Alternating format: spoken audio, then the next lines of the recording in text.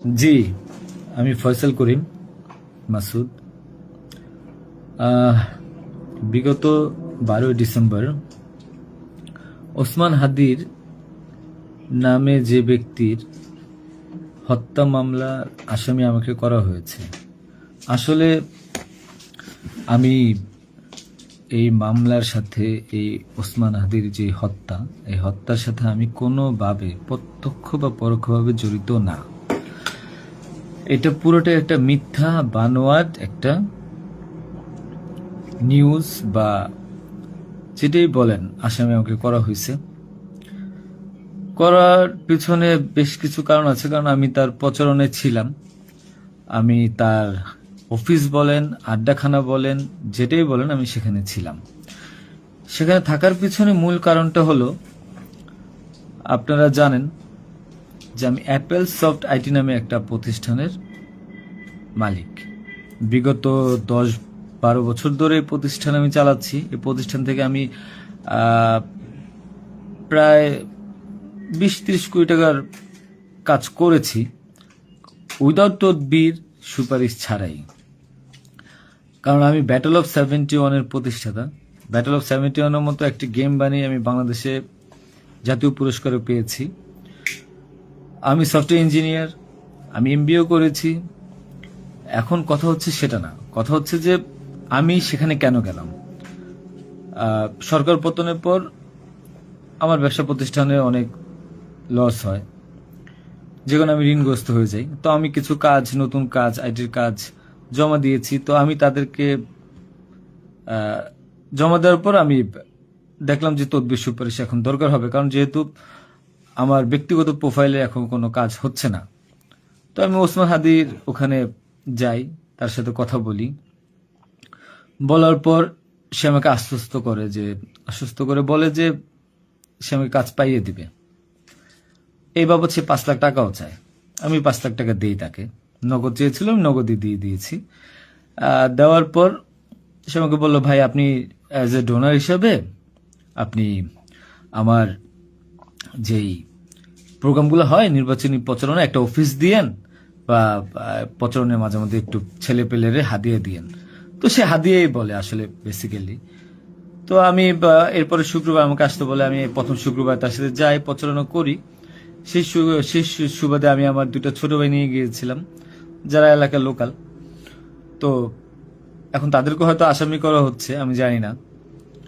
তারা কিছুই জানে না, যেমন আমি জানি না, তারাও জানে না। তো তারপর তাকে আমি 5,000 টাকা দিই। তার সাথে যে ছেলেটা আছে জাবের, তাকে জিজ্ঞাসা করলে জানতে পারবেন, সবার সামনে আমি দিয়েছি, এবং হাদিয়া হিসেবে সে খুব হাসি মুখে এটা গ্রহণ করেছিল। তারপর ওই দিনের খাওয়া দাওয়া শেষ, প্রোগ্রাম শেষ, আমরা চলে আসি। এরপর আমি আমার ব্যক্তিগত কাজে, নানা কাজে ব্যস্ত ছিলাম। হাত দিয়ে একদিন ফোন দিয়ে আমাকে বলে, ভাই 16 ডিসেম্বর আসছে, আপনার সাথে কিছু কথা আছে, আপনি আসেন। তার হোয়াটসঅ্যাপ মেসেজটা চেক করে দেখলে জানতে পারবেন। আমি কিন্তু তার নেক্সট শুক্রবার দিন, মানে আমি বৃহস্পতিবার দিন, আমি কিন্তু যাইনি।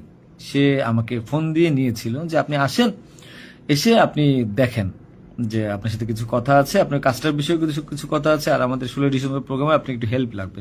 তো আমি যাই।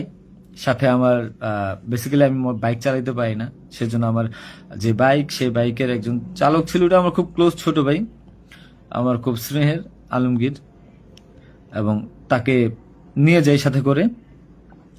যাওয়ার পরে তার সাথে আমি, পতাকা হবে 35 ইঞ্চি, 40 ইঞ্চি, 18 ইঞ্চি, এগুলো জাবেরকে জিজ্ঞাসা করলে পাবেন, তার সাথে লোক, তাদের সবাই যারা ছিল ওই সিসি ক্যামেরা যাদেরকে যাচ্ছেন সবাইকে জিজ্ঞাসা করতে পারেন।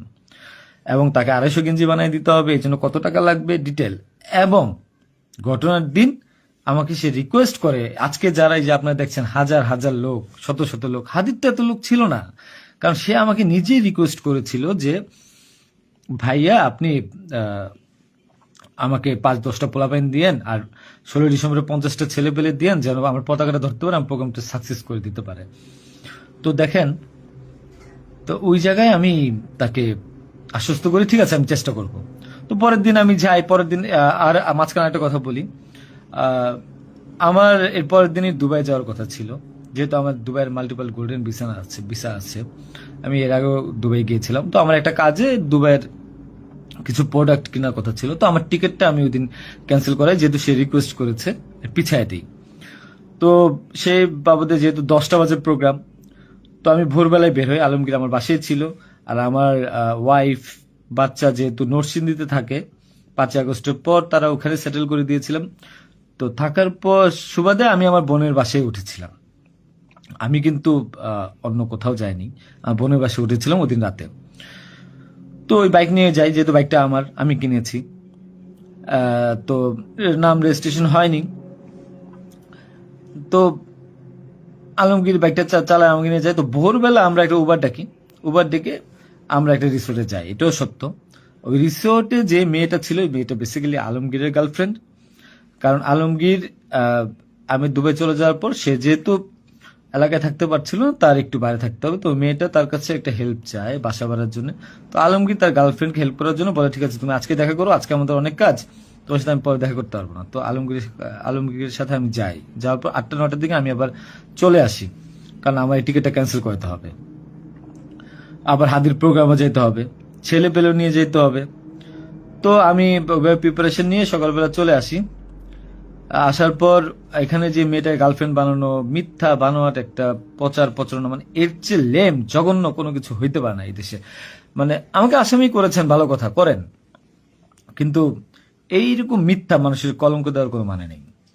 সতরা জানেন, ওই মেয়েটা গরিব একটা মেয়ে, মেয়েটাকে ফাঁসাচ্ছেন, মেয়েটাকে দিয়ে যা মন চায় তাই বলান। এখন কথা হলো যে আমি প্রোগ্রাম করেছি হাদিকে, যে ওদিন কথা বলেছি, এবং ওই দিন আমি তাকে আবার 10,000 টাকা দিয়েছি, পোলাপানকে খাওয়া দিয়েন। আমি আমার বাইক নিয়ে যাই, কে বা কারা এই হত্যাকাণ্ড ঘটেছে আমি জানি না। আমি 10 মিনিট আগে তার কাছ থেকে বিদায় নিয়ে চলে আসি। আসার পর আমি বাসায় আসি, যেহেতু আমি যাব দুবাই, আমি টিকিট ক্যান্সেল করেছি। আপনারা দুবাইয়ের টিকিট গুলো দেখতে পারেন। আমি একটু দেখাই একটা জিনিস আপনাদেরকে। এই যে দেখেন আমার দুবাইয়ের মাল্টিপল ভিসা। 1 মিনিট।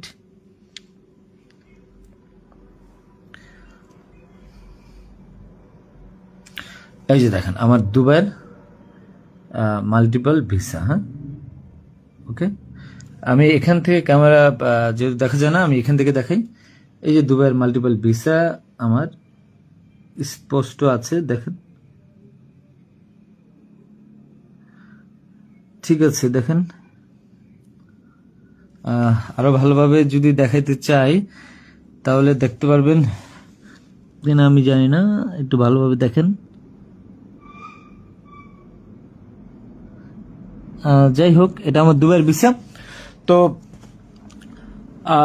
এরপর আমি এই যে আমার দুবাইয়ের ভিসা, আমার ওই দিন টিকিট ক্যান্সেল করি এবং আমি যাবো আমার কাছে বিদায় নিবই স্বাভাবিক। আমার ভাগিনা একটা আছে 5 বছর বয়স, সে আমার মোবাইলটা ফেলে দেয়।